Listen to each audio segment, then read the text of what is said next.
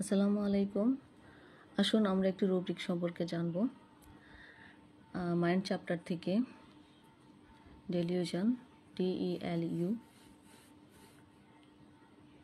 ডেলিউশনস, prince, PRINC লিখলেই চলে আসবে delusions, prince he is A.